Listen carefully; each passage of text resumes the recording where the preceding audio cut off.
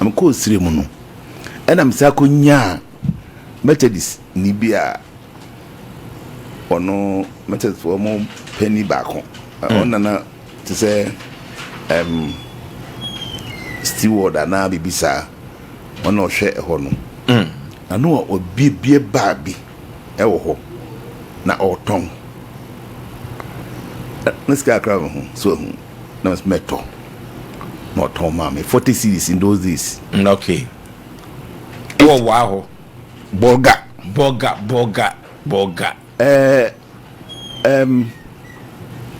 40 cedis na metoye na me shase kakra ko sankase ko fa ensa na KBL beba befa ensa na dia na ho ena sojafo kunu aba Lawrence Fair School SOMPA FM ombe cheme oh sojafo no be che o ombe cheme adenti question no chese me ton ya du baby afi no menye contact wo KBL menye bi wo Accra Brewery ni adade so di biasa chese okay na me ame kofa ma load car no na eko actually ma fa ba some media actually ena Lawrence by no say obia nya hoses ni na obia ntum mu bia supply bibia bio wo boga ho the whole country I just say me wholesale just all the new prices eba control price on start here until one my goods bia copy say Lawrence day no any prices buy until KB for nya omo de Accra Brewery nya omo de some no more Bram school omo nya omo de ho nya me febi okay na me load you na koe nti we be nyina e pack nyina silam de e ma driver no koe de koe no koe no na me bracket wa ko yi ni nyina go hose wa na sojafo e ko hose me we no so me wa kra na me mai me nam kwa so ameba nti me da kumase ade chia na me fa bas na ko me duru ye no ya me ko bie me duru ya me ko fie no no omo ka che omo de report ma me say sojafo aba ba hwehwe me na me say de asem omo so on kan kire won nti me wa na omo bae no omo say omo beto Bram school ni bi and so we be some ko invoice ni na price ni oho KBL omo price na 45 cedis in those days. Okay. Is it 4 cedis 50 pesos also 4 cedis 50 pesos one bottle ni nyina also am ton ensanma wono na natural say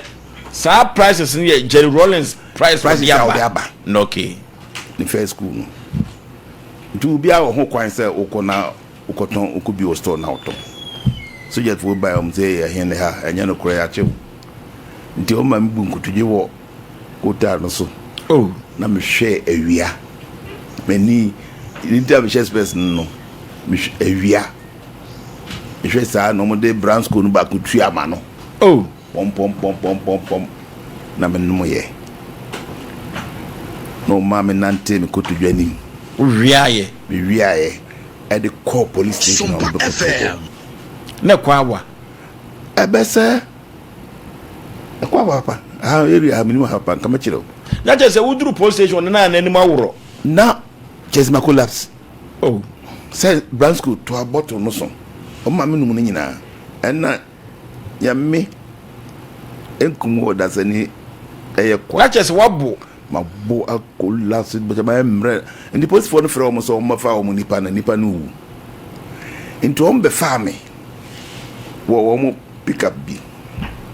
intimitimo no many ba mo so no ma hono cement asojafo no omo de be mo wanom tie me ai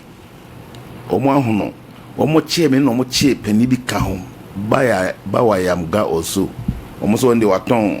wa hodo nema omo che ne ka me ho nti what is serious be to say omo hu ye no ko omo de ma no na so ye ni ba ko besa branti no bon sa se hey jan na ono onye boni bia one me so ye ni ko de ma no no na crash no bon sa se we onya hwe bia bonye bibia apostle na so ono sumanti na dia ka wuye o me ka ba eno mo de ma papa no ba wa yam ga no skani pa mo de ma no omo de no ko tamale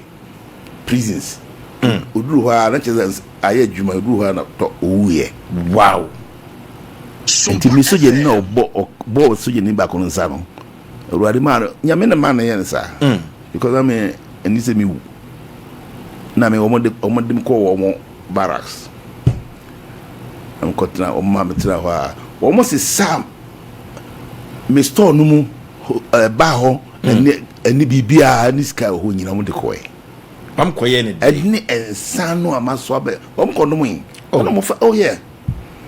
enti na omo yen se me report samre no mo de nipa ko people's court ya do kwa no adisi ho hu ne o kire ho no ya okuro tue no o wa ha ndu kan se nsa da be kuma se mkire wo ya o pay ne abutu o boga oh asa me ka kire ho no Rollins ni first school no amane mi hu enye be ntino me reporto e brother bia me reporto ana asafu ya me ko ya machi wa echira kwa yin na papa bi wo ho ono no oboko ana metenenga ana mko my wife ya de me ko ho ko jimpa bono so o wonya hwe ewurade se min kan kire wo se woni ni ho na otan ebi se competition ko so wo kro no mu ensa no ton no wo ton cheaper almost ton kalabli ndi wo se ye wo wase na na je se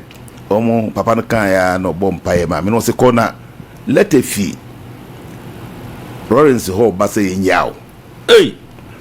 asara me ka kire wo abrabo mu nsem na be ka kire wo no bra yo ku o brother anya easy apostle na wo gidie bi se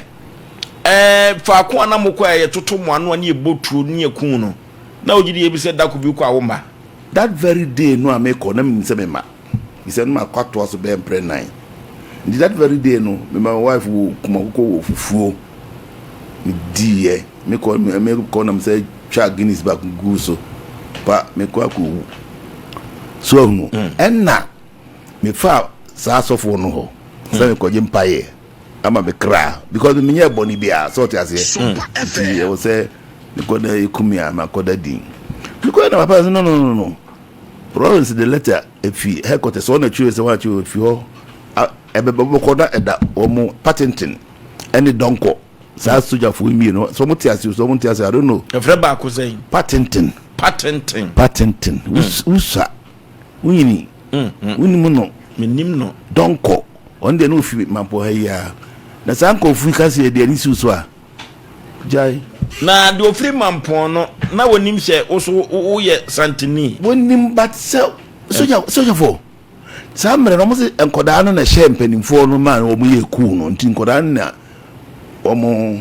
edi djuma no nti mpani no pani o kan bi kura am se bia omo how enti papa kan sa me ko o boss am pa na me ko nti duru ye no na home ko report no ko na ni pa mi ensa ko transie mi nu e ka me ho no o mo mpanimfo nyina adwane abasa out bakoko tema bakon kumase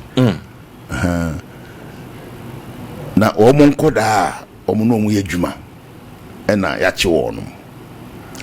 so what I say good nti Yohana soje ni bako bai o se efre no ye Boah nti o se o Boah mi namesake no na ni mutika kra na transie no fro ka chem se let bi fi akra ba na mi ti ho a kire wo se si enyao wo enyao na so fu na ko no ho no o ka say na me nika crash no a wode ne ka fa me a wode me ko no ye nyina yete ben o ka chem say e jame a me minti e bi ya no okay ampa no ka kire no why to nsan bi minsan se me am sakra no masago soja fo nyina minsan no mo no na me tu bi ne enum ye enum ya me ho na patent be frame o ma be frame ko ya o so you are said bomb to this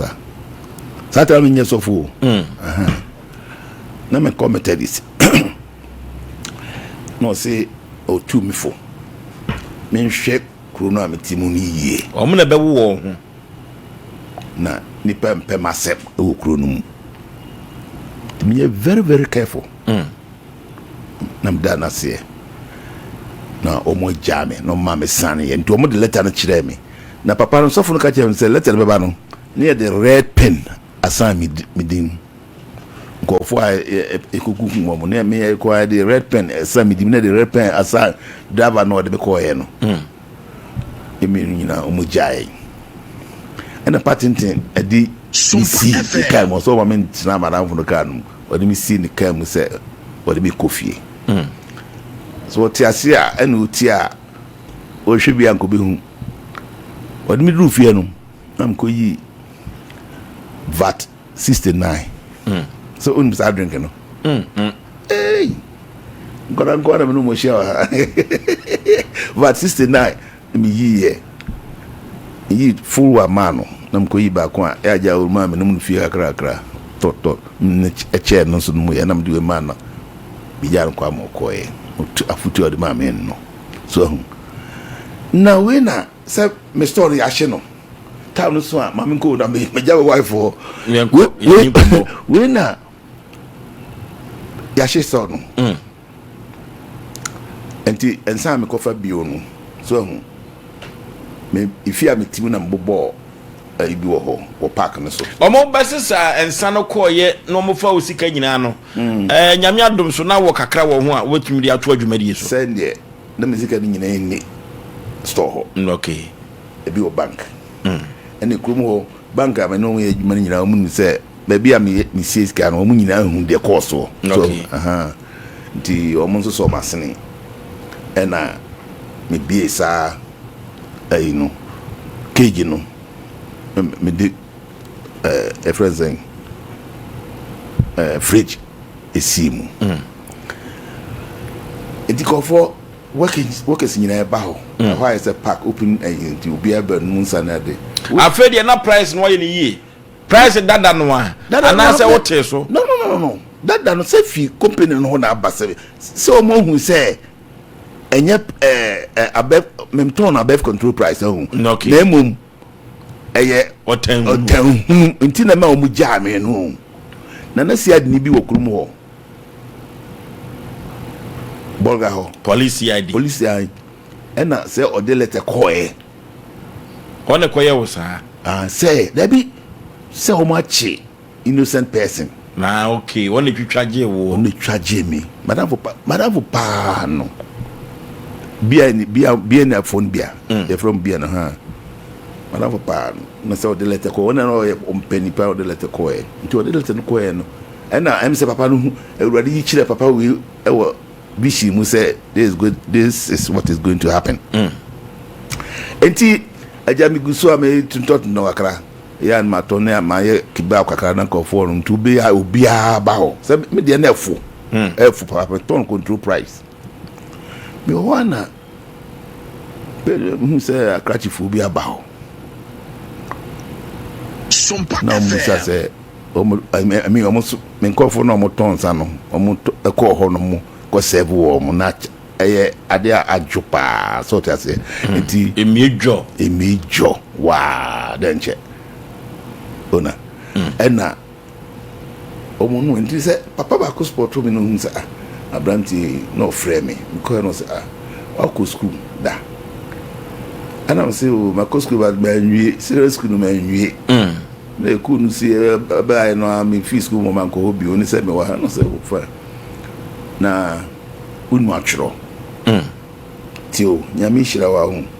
ma bonsam kosro mre fo Boah amen o si sign ha mehwe na me sign me signature obi ba consequence with the signature me sign ye papa na friend taspa onye no baby call say na yiri tia ba ka say so for the one unim no yi for mami o se me fele me kan na me fele me kan na ye gwe me kana gwe for be gwe kase the whole country na and second we airport gwe na ho airport kwa Accra eno na etosumienu na pe me kan wi na me sign no say ubenya say sika deposit nam so menya 150 cedis in those days 150 say nkofu bi apply me dey na minim say nkofu apply obi apply so no benya 200 and ba kon so benya 100 na just say we omo for as manager where manager eti omo apply me nu nyina obi no akọ class one dem brother benya be no musica sika de meka se kum no onu ayi no ne ba and also we 200 no onum cement ne ba yanga ba onu cho 200 so onso ko school da unma chiro say we ne fa wa jiso ko hun school kakra papa sign okay apostle enkomo no mo de we ya brabo mu nkomo se ba ka chiro say we eyo bramu nkomo wo afi na apostle said Boah and I know etwetwe nkomo no Christ Gospel Prayer Ministry International Kumase apostle ewa ha na yedi nkomo de bay and man be apostle sanse sisi ya no okoye go ladwuma wa free nsanim amanfo wo no amanfo aka ne ho nsem ama se nyinyame kabana akwa no kanyansie no etwetwe nkomo yi ene ye nkomo twetwe no eye part 1 aha ne yedi besie ye ne apostle said Boah na apostle ewiase enantini twitwa enwo ho Ghana fo su ni bia ana na ebo man eno ene se o man prophet say the part 1 years here na da bia beto so part 2 de part 3 so nkomo wo hopa papa ye nyina we so fantu wo no pe akai konkonsa twitwa manfo nantini na so nyankopon ani wo so wo hira wo mo se akora wo de wo fago akono yintu sa afo ne fo ne enfo bra yo kono nkona wi ya sem kese pa ye mre ni mu kakra na wabo no baboso no nantin twitwa atrosem ensem a obi nkae na wo ka hira no wo hu ye am say na me nua di nkomo se ema adebo ashase nyankopon se Adam nua ni nyina edibi so fu no yama ayama om edi ntro no dia we me nibi eno abo Adam ko na kire nyankopon hwe no so ni se be man ko atra meye ne so boafo amano no yi ne mfi mpra baako odai o yi ne mfi pa o de bo eye obama no engineer o se Adam so e ka asem onyankopon ka kire no no o ka kire ne yere o ka ye no Adam ni hopi so ko ne mafu mo ko do kakra ana bonsam ko bonsam e ba ho no so onyankopon ampa se onyankopon ka kire mo se tumu enu nyina mu ni bi waso nyankopon aka kire se man ni bi osi ye ni nyina na dua simfifi no de ma ye ni bi enso ma ye mfa ye nsanka wasma o kan na me kan bisi ho no asemu a onyankopon kan ye no sofu eni se o kan okay o ti ase Matias ye pa aha oba no se chip in nyankopon se edi ni nyina bi ne dua na nsimfinfi ni de ma ye ni perfect no de ato so se wo se empo ma ye mfa ye nsanka nye sa nyame kan ye ndo kan de na ye mo se nyankopon se na se no me nyere efi bi nka ho enyi bi so mfirim ade no kan sa o kasa o de bi shemu a na nyame ni tumi no ano abrase because nyankopa Bible say nyame asem eti say no second nifanu twa ano onam yie eti say wanu siehie si ho ho so do bitutu akokɔ ho woda oni baya oba hwie o se nsuno so no o hwie si nwu agu siehie num ebetu atutu akokɔ no ho entumi sa na nyame asem eti enti nipa biara wode ensem a nipa no nyeye ana onkaye wobɛka ato no so no wo ha no pa wo bre na se pa se nyame eni na kira oni nyame a ose na brabo na mi de nyame asese ahyase no me ma mi hu de ekom nyina no odi mi wura esumu papa kristo sumu eno na de mi aduru ha akiri ye ba de ntia me ba ye apostle no aye ne nkomo no doso pa doso ye be de awie no nti wo mo keka manfo nsem no mo nya hweyie omunya hweyie papa omunya ahweyie papa if you say would ka obi ho asem sa asem no ye no kurakura no onfa suma ho se koka ho na wo koka ohunu wo koka wa hweyie a de beba wo so no leche on me de no sa okay anonti de ebeba wo so no ebeche ono so de yen hye no so epa